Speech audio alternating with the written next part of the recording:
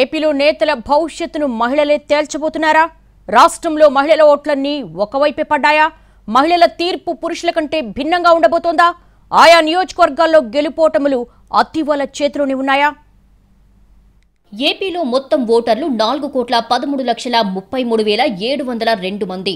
వీరిలో మహిళలు 2,10,10,56,137 మంది, పురుషులు 2,02,74,144 మంది ఉన్నారు. మొత్తం ఓటర్లలో పురుషుల కంటే 7,81,993 మంది మహిళా ఓటర్లు అధికంగా ఉన్నారు. అయితే వీరిలో మగవాళ్ల కన్నా అధికంగా 4,78,535 మంది మహిళలు ఎక్కువగా ఓటేశారు.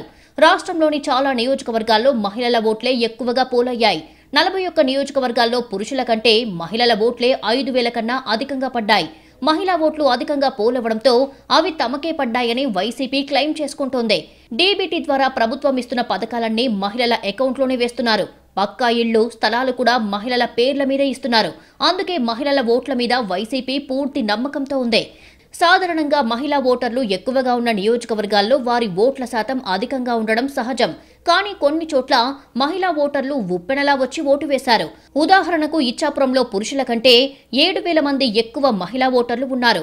మొత్తం పోలైన ఓట్లలో చూస్తే పురుషుల కంటే 18,000 మంది మహిళల ఓట్లు అధికంగా పోలయ్యాయి.